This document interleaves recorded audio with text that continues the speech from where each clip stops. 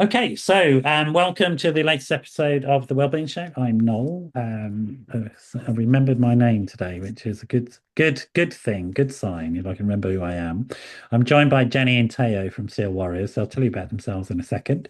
But my usual blurb at the beginning: don't call me if you get excited about the show while you're watching it, because it's a pre-record, even though it looks live. I'll probably be out doing something social, like being with mates, and you'll get a grumpy Noel rather than a happy Noel. But do send me messages 07 506 319 745. I don't know if Teo and Jenny will give you contact details soon at the end. They might do, and they might want to hear from you as well. I'll leave it to them to decide. But certainly, I am happy to field questions and pass them on to them. So, WhatsApp me. And we'll pass them on, but I'm sure they'll give you some contact details because they've got fantastic service called Steel Warriors, which we're going to get to know. That's enough from me. First of all, I just want to say, Jenny, Teo, as I'm looking at you on the screen, thank you and welcome. How are you doing? Thank you. Yeah, it's great to be here. Is it good? And the sun is out, as you said, so it's a lovely day, and we've got the Easter weekend to look forward to. Great. Are you doing anything this weekend, Jen? You off to? I love that you call me Jen because my family call me Jen. Yeah. So what am I doing? I'm seeing friends, I'm seeing my mum, that kind of thing. Yeah, going Right. to South Bank, Yeah. doing some social Going to things. go and see. I'm hoping to go and see the Emin retrospective at the Tate Modern, Very good. because my mate went to see the Picasso with his daughter, who's like 7 or something.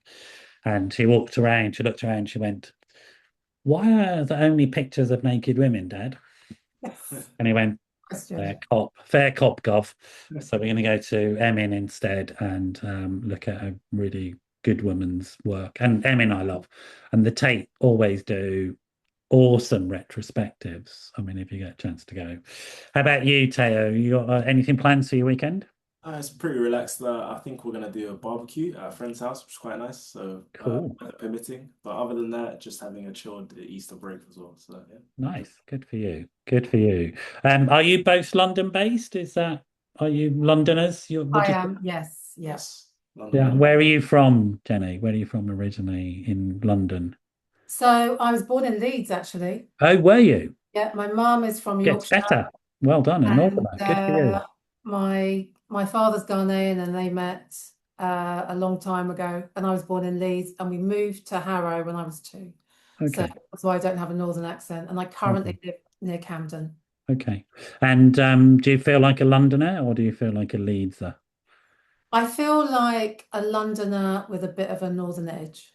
Great, great. Leeds is amazing. I mean, it is a great place to go. So I've got loads of mates from Leeds, and I'm from the Midlands myself, and so not far. How about you, Teo? Whereabouts in London are you from? Yeah, so I've always grown up around the West London area. My father's Nigerian and my mum's Italian, so they met in London Right. through studies, and then obviously I was born and raised here. So now I'm living near Walsden Green. So again, around Northwest. So yeah. Okay. And is that where Steel Warriors is based? Because you said you do some work in Finsbury Park, don't you? Yes, that's right. So we have a number of different locations. But I personally train in the Finsbury Park gym, outdoor steel gym. So Yeah. I'm there 3 times a week, Monday, Wednesday, Friday, and I teach the community classes alongside doing other intervention work for Steel Because Warriors. I'm not far from there, Jenny. So I'm sort of by Manor House. I'm going to pop down and go and see Teo. We were talking about it just before the show started. Absolutely. Come through. Absolutely. Our community classes are open to everybody. Yeah. Yeah, I've been really planning to do some calisthenics. I've been like, I go to a gym where they do it, and I've been talking to the people who do it, and it just looks incredible, actually. Calisthenics just looks absolutely incredible. So, what's your background sort of in London, Jenny? But sort of like tell us a bit about growing up here and what it was like for you.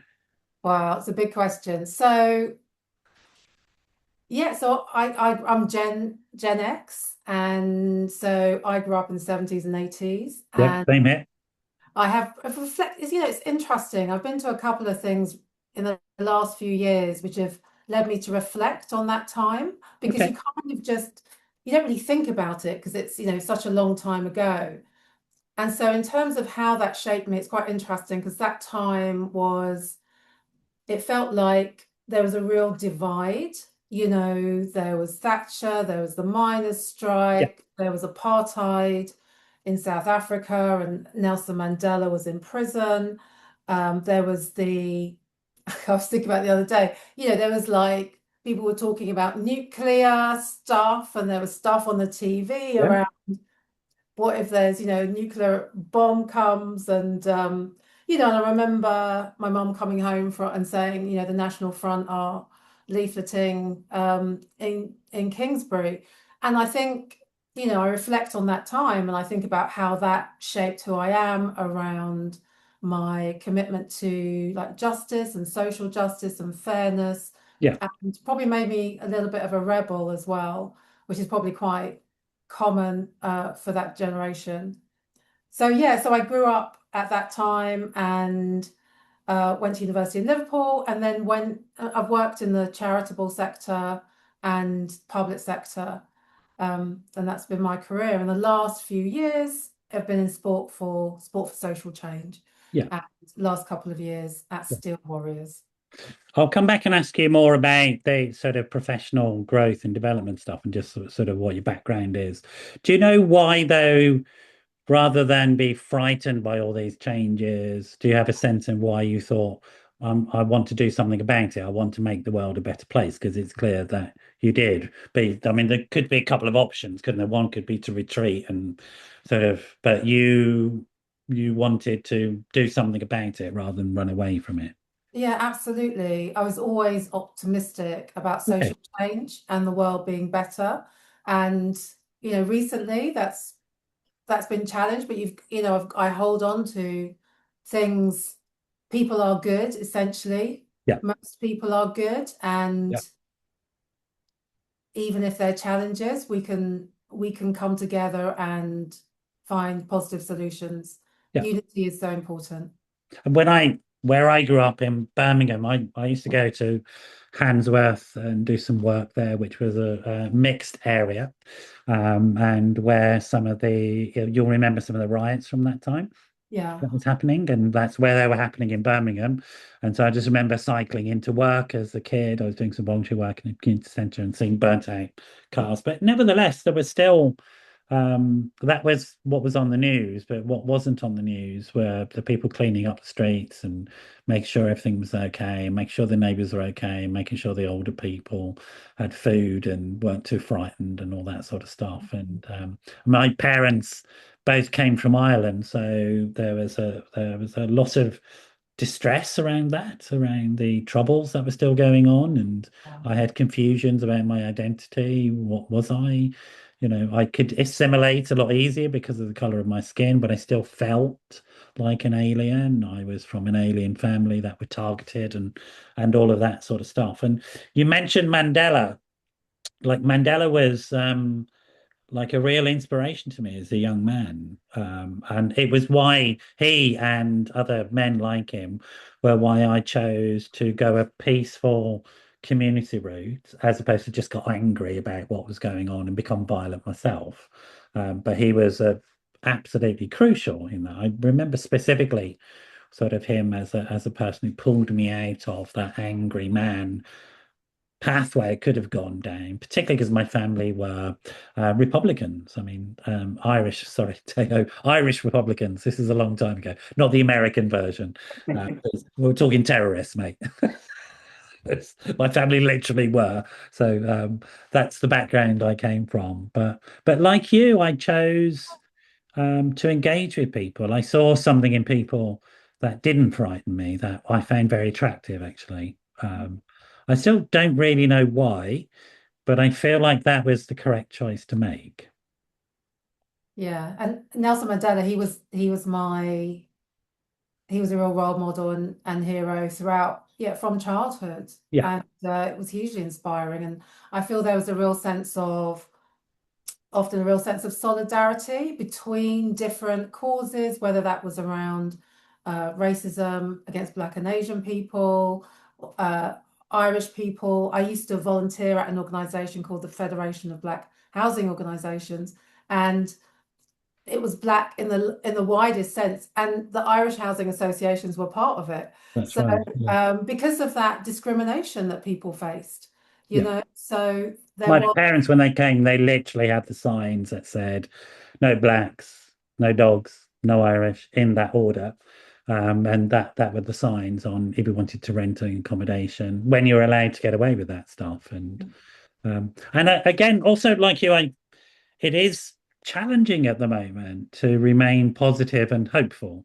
It does seem that like there's a if life is a roundabout, it's come back round to some things I thought we'd dealt with. And now I'm having to deal with again. That's okay. I mean, that's just the way life is. But yeah, like you. What about you, Teo? You're a lot younger than us too. And but tell us about you and your background if you don't mind. Yeah, for sure. So, I mean, I was 90s baby, so I was born in 94.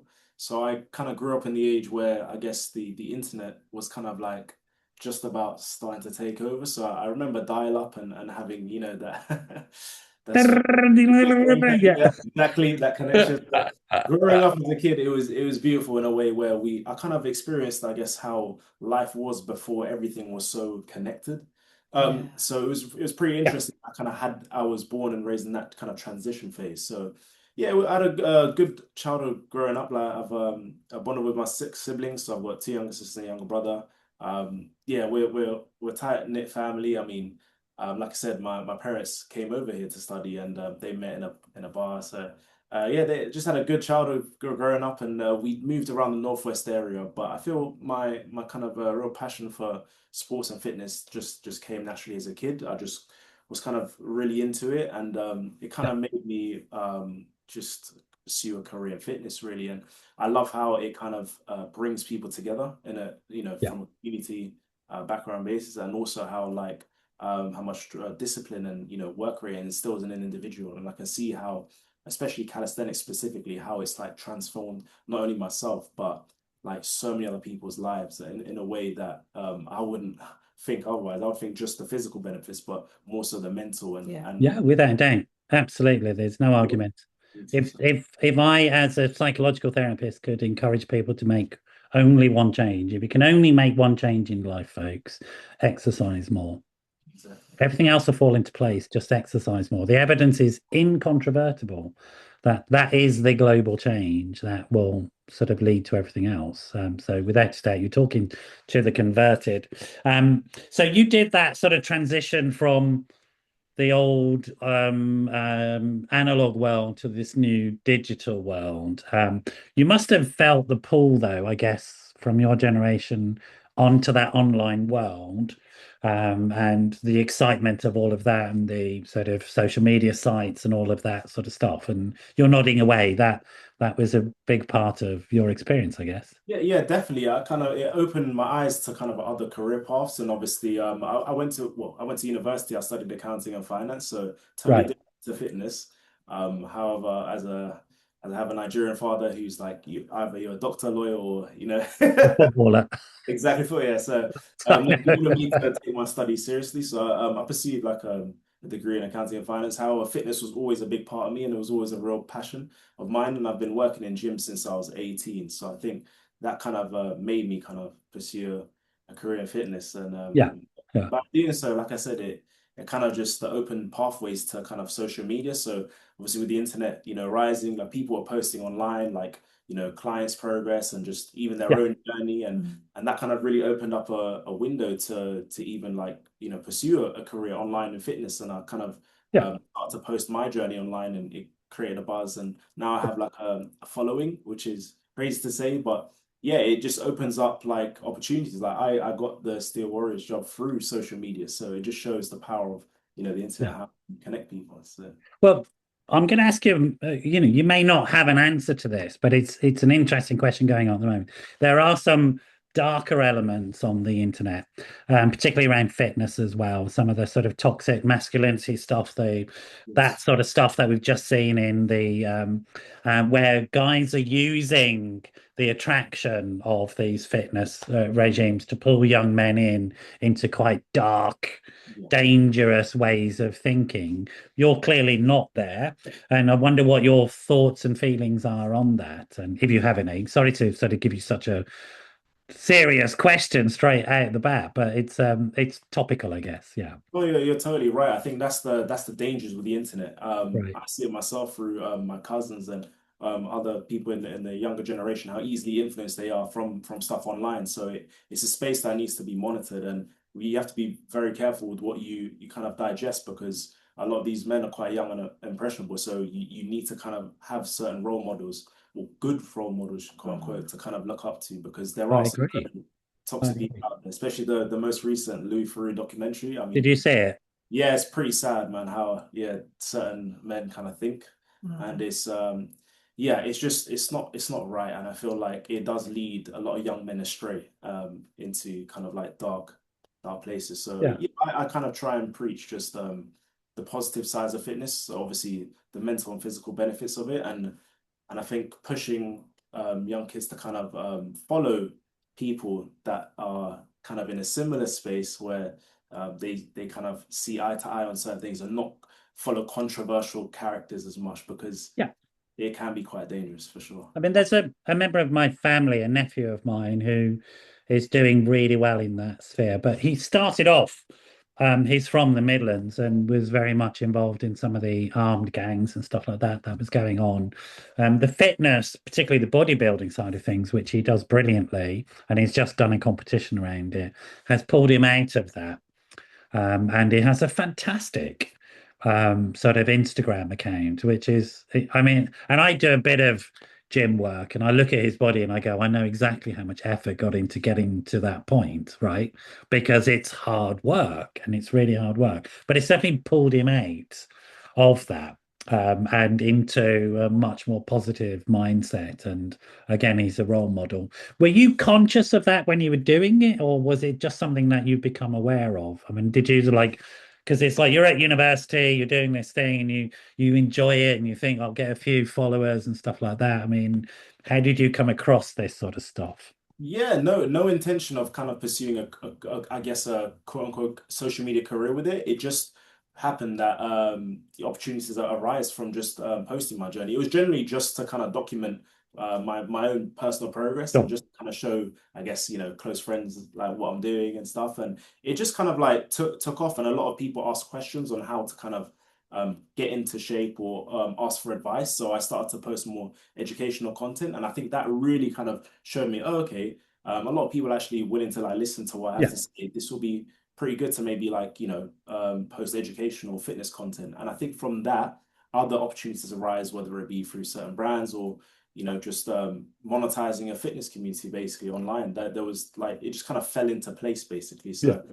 it wasn't out of my own. I'm going to jump in. Go on, jump in. Yeah, cool. Did a team thing, Yeah. trying to think what it was, and Tayo introduced himself, and other colleagues said actually he's really understates the fact that actually he's been a real pioneer of calisthenics in this country, and a real Wow. leader in that field. Yeah. So it's great that he's part of the team with a lot of the other coaches who are also pioneers. But I mean, there was a lot of respect for your journey. Yeah, definitely. I feel like it's quite nice to hear. Like I was obviously doing calisthenics. I've been doing it for 13 years, so I definitely felt like I've my online presence has definitely like shown a lot of people, or given them a route into calisthenics, and now it's becoming quite popular. And a lot of young kids come to me saying, I've learned so much from your videos. Like, thank you for actually putting me onto this. And they themselves now are becoming personal trainers, or pursuing a career in fitness. So it just shows the power of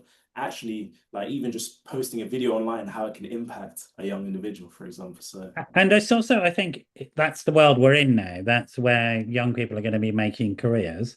And we need to respect that and support that, and give the appropriate encouragement that these are decisions. And I think my generation, I understand it because it's what I do, but my generation don't get it, that this is a career. It's a serious decision that somebody's making, and there is money to be made. There is a career to be made. And in all their conversations about difficult things online, we don't have the conversation of like highlighting those people like yourself who are wholly a positive contribution to society through that, and making sure that we do highlight that and the needs. That's a gap, really, rather than just the fear-based stuff that we're hearing. You're both nodding to about that, so I'm going to come back to that, I think. Jenny, you're not a bodybuilder, I don't think, unless I got that wrong. I'm not. I wouldn't describe myself as a bodybuilder, no. Okay, all right. Phew, you never know these days. You get things wrong. I put my foot in my mouth on a regular basis. What was your route into this? So what's your background and how did you get into Steel Warriors? So I think taking that motivation around wanting to make a difference in social justice and fairness, and I worked in government for a few years, 10 years, around crime policy, and that was focused around, my motivation there was things like protecting victims, people who are often weaker in society. Yeah. And I also led national policy around what we call gang and youth violence. Yeah. And a lot of that was around looking at actually what's the impact on girls? What's a public health model towards that? So public health being actually a belief this is preventable. We can treat it like a disease. We can look at... there was the famous work done in knife crime in Glasgow.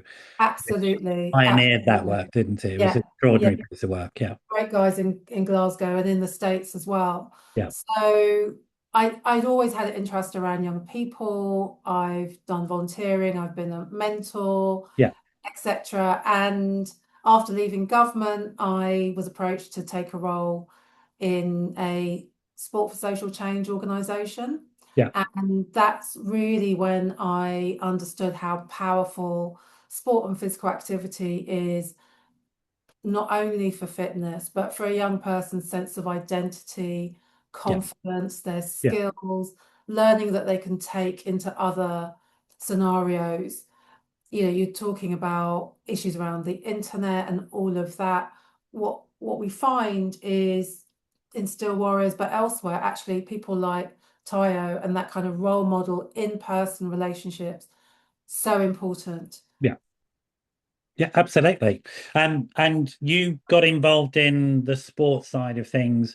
Tell us about that, because I get it now, but I would imagine that maybe you had some sort of questions about that. What's all this about? And what was it that you started to learn about it that made you think that this is really important area of work that I want to be part of? Because clearly you've got choices in life, Jenny. You weren't scrabbling around, you weren't desperate, but you chose to be part of this. Can you tell us what it was that really excited you about it? It was partly because when I was working in government, I've actually, my approach has always been very collaborative. So I'm very interested in not just policy development, but how does policy develop? How does policy land? What's the experience on the ground, and how can we use that to then improve policy development? And so a lot of my work was with local areas, with councils, youth workers, charities, etc. So I'd come across sport for good, sport for social change organisations before, and felt very, I was very impressed and thought very highly of them. And that was because often with these things, you can really see how impactful an organisation is. You can see who are they working with, who's turning up. If you're not any good, young people don't go to you. Yeah. They vote with their feet, and you can really see, sports coaches, youth workers, highly skilled in engaging young people. And actually, that's not always recognised. So I already had a view that this work was really powerful when I came into the sector. Okay. So tell me, also, you mentioned girls and tell me about the role of girls within this sector, because typically it can be viewed as a sort of monogender sector, can't it? So it can be very viewed as very much a boys and man space. Although I think that is changing with some high profile women's teams winning international competitions, etc. So we're beginning to see that change. But tell us about your experience of it and what your views are on those types of issues in the field. So I think the sector, I think sport is a really good opportunity for female engagement. Yeah. And actually, like Steel Warriors, but elsewhere as well, really powerful female role model coaches who inspire people. We have a colleague called Simone Ming, Yeah. who's a former world champion, and just excellent. And Simone and others across the team, we will run girls' programs. We had one in a school, and actually they liked it so much they said, can we have an after school session at the local Steel Warriors gym? And that's so important and increasingly important because of what we touched upon earlier around body image, Yeah. about confidence, about some of the kind of negative messaging that it's always been there around misogyny. It's just changing form. And actually one of the schools that we work with, they said to us, you know, if you'd asked me last year, I'd have said biggest issues around drugs. Now I'd say it's Andrew Tate. So for us, in terms of engaging girls in girls only sessions, engaging women in terms of our community sessions is really important. Yeah. That's important for them, but it's also important for men and boys as well to appreciate that girls can be strong, that we're all, you know, we're together, we're all learning, we're all going on this journey wherever you start. And the fantastic thing about calisthenics is doesn't necessarily have the barriers that other sports have. And one of the things that I learned coming to Steel Warriors is that colleagues had spoken to young people who'd said, actually, we don't really get on with mainstream sport. We feel quite alienated. Yeah. But calisthenics, you know, you don't need kit. There's nothing, you know, there's no expensive boots. You're around people, but you're not necessarily competing. Yeah. You're setting goals for yourself. Yeah. And it's one of the other things that I learned joining Steel Warriors is that you go to a Steel Warriors gym. We've got 4 across London. We're just opening our 5th in Enfield. And there's a genuine sense of community. Yeah. Of warmth and welcome. And it reminds me a bit of the parkour community.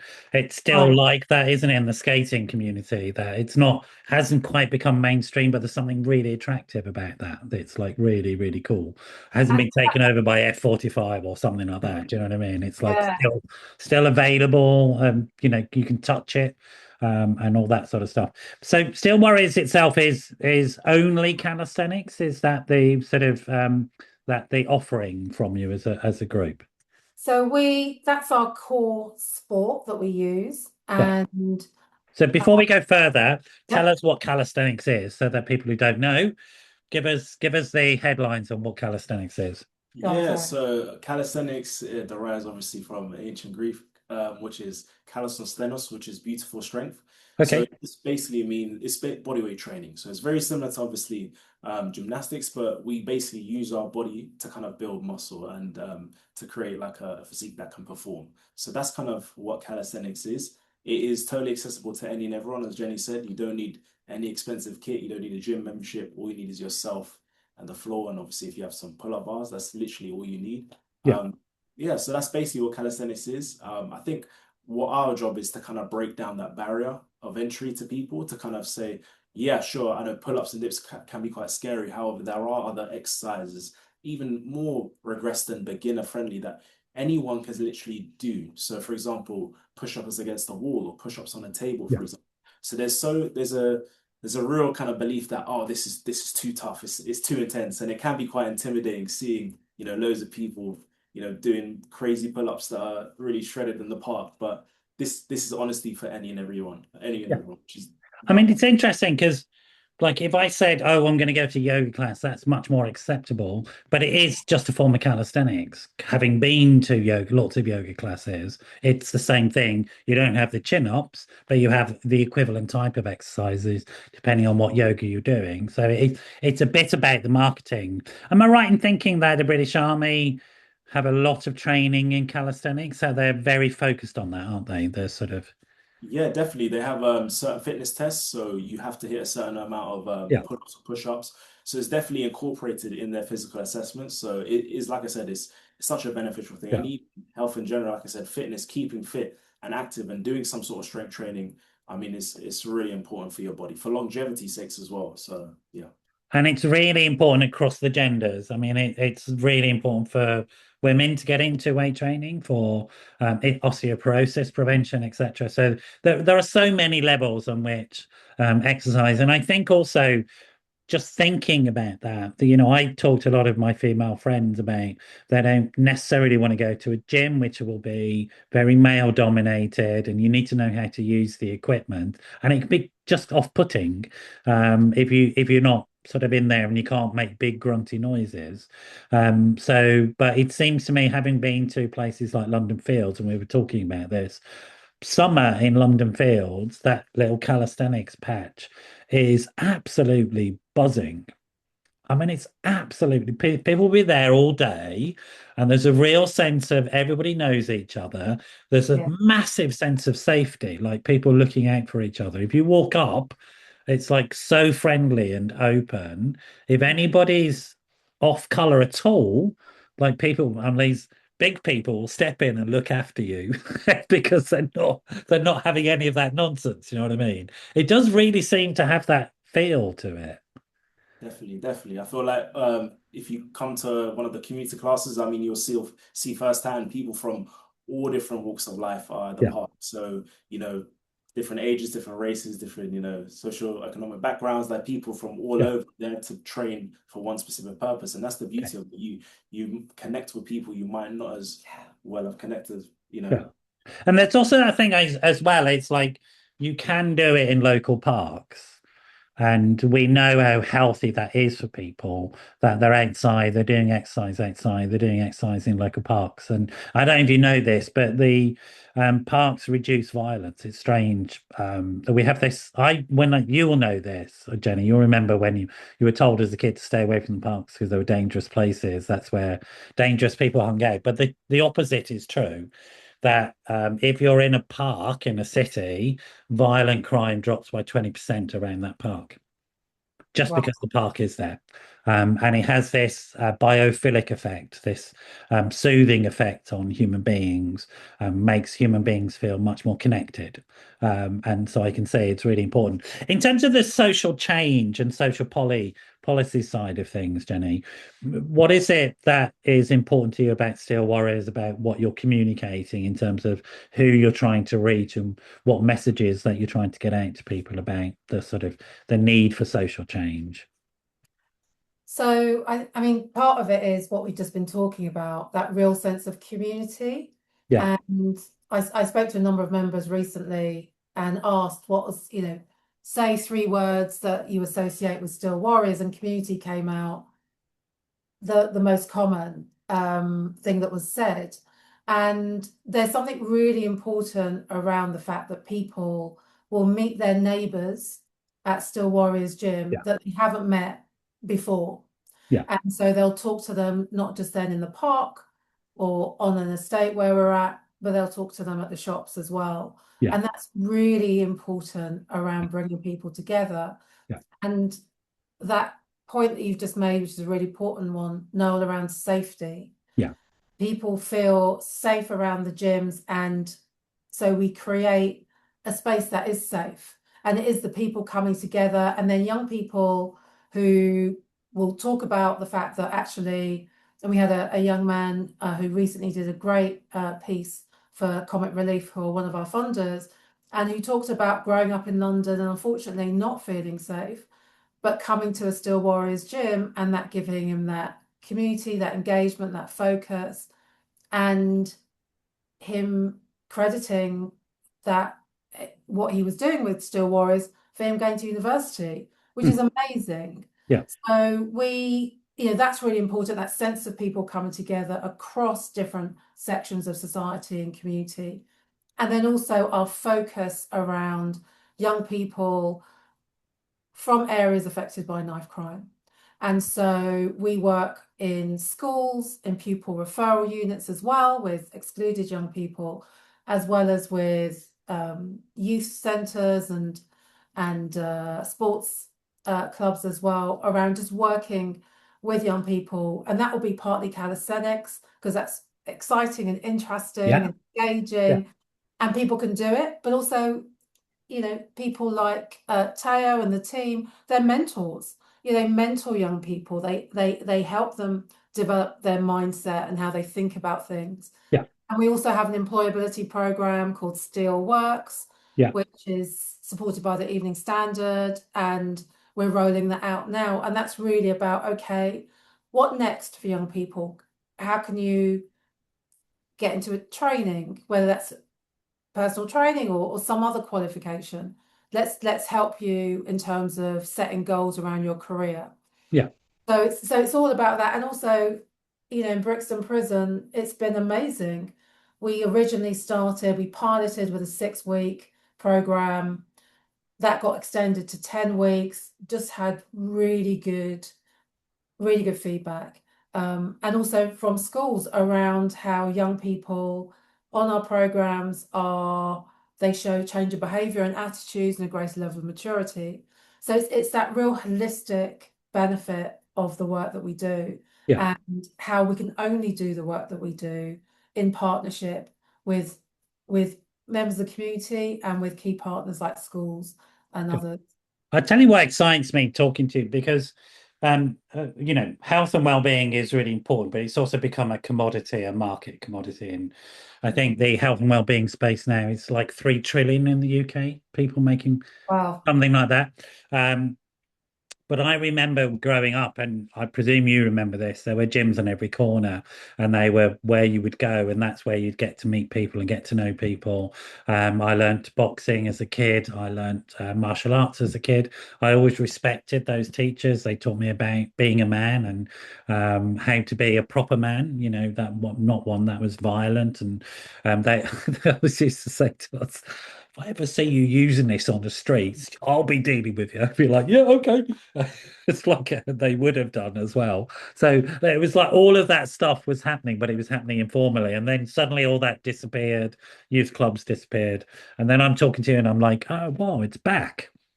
That's back. And it's like you're doing it on purpose. It's not accidental. You are very thoughtful people about this, and you're very careful about sort of how you're dealing with this and looking at that. What's that word? Social capital? Is that the word that we use these days? I can't remember what it is now. People's social capital around what their networks, who they know, their contacts. Absolutely. And it's not just about making a buck. I'm sure you need to make the money, and you're making the money, but there's that sense in which you're enriching people's lives and teaching those people how to enrich other people's lives. So you're creating these virtuous circles that, because again, kind of saying, so you don't, like, I can imagine somebody learning from you, getting some training, and then going and setting up their own calisthenics teaching. They don't need a huge investment in loads of kit, right? They'll find some bar somewhere and get on with it and invite their mates in and set up a social media profile, and then they're off. Yes, yeah, and we know people who've done that, and it's great to see. Awesome. And it's great for young people because they understand that online space. Coming back to the men I don't want to name, the revolting men online, I don't actually want to give them any time, but they are using similar techniques for really dark purposes.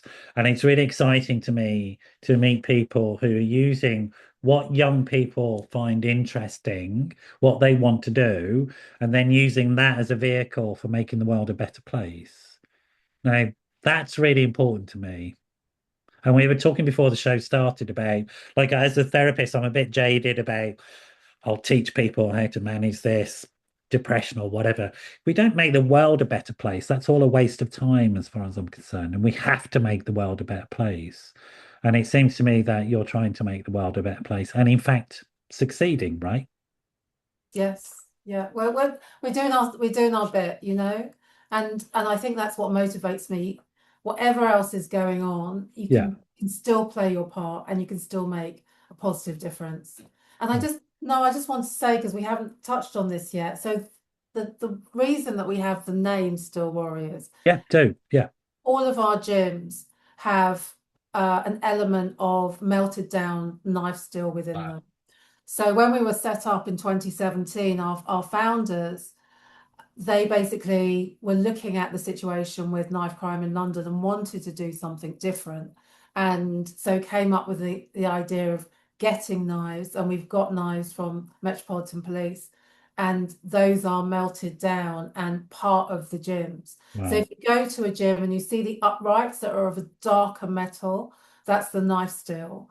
And telling that story is so powerful to people. Everyone gets it, and everyone will then play it back to you about, yeah, I can see you've taken something that can be used for harm, and you've turned it into something that is a symbol of strength and resilience, and is part of a place that Fantastic. come together. Absolutely fantastic. Do you know that Quaker idea of swords to plowshares?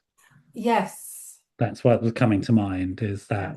that human beings, we've always been trying to transform that stuff, the darkness into something beautiful, and it seems like you're doing it. And I love that image that, I'm definitely coming to one of your gyms, and I'm going to be thinking, this used to be a knife that killed people, and now something else. It's Yeah. something very beautiful, which is absolutely It might extraordinary. not have killed people, but it may have been just taken off the streets, or their amnesty bins that where we get. Listen, I carried a knife as a kid, and I threw it away one day when I tried to imagine pushing it into somebody, and it horrified me, Yeah. and I just threw it away. But I understand why kids carry knives. And that was fear, Noel, was it? Uh, No, I was just horrified by the thought of hurting someone when I and actually you, thought about it. you carried Why it. did I carry it? I Yes. carried it because I thought I would defend myself with it, Yeah. because it was dangerous, Yeah. But then I started reading about Mandela and other ways of doing things, right? And there are always other ways of doing things. Yeah. A fear-based life is no life. That's my experience. And you can see that with young people when they're, that hypervigilance, that I've got to be able to see who's coming at me. I can't have a door behind me, and so engagement in sport and with Yeah. coaches and others is so vital Yeah. to people's sense of safety.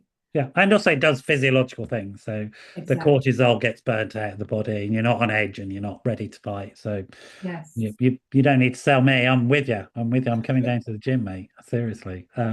Listen, it's been amazing to have you both on. Thank you so much for coming. How do people get hold of you? You've got a website. How do schools bring you in? What's all that process? Tell me about that. Absolutely. So we have a website which is Still Warriors, www.stillwarriors.co.uk. Yeah, And people can get in contact with me directly, which is jenny@stillwarriors.co.uk. great. If you'd like to support us, you can go on our website and be part of something called Team 100, where Really? we're looking to get 100 people donating £20 a month. And we're very grateful to our marathon runners that will be running at the end of this month. And then we'll be recruiting for London Marathon 2027. So if people would love to run the marathon for us, we'd love to hear from you. And look, just if you want to get involved, just come down. We're in Finsbury Park, Ruskin Park in Lambeth, Langdon Park in Tower Hamlets. We're in Carpenters Estate, which is Stratford, Newham, and we're just about to open a gym in Pims Park, which is Enfield. Brilliant. So, and even now when we don't have classes on, there will be people at Still Warriors gyms working out and being in community. So we love people to get involved. Great.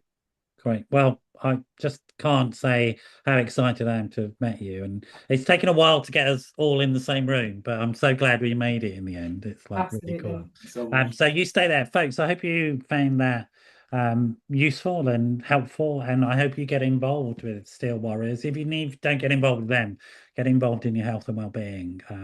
You just will never regret that. It's the most important decision in life. So lovely to have you both on. We're going to finish there, and I hope you all enjoyed it. Do send me questions if you've got them. I'll pass them on to the team or get in touch with Jenny herself. And I'll see you at the next episode of the Wellbeing Show. So bye bye for now.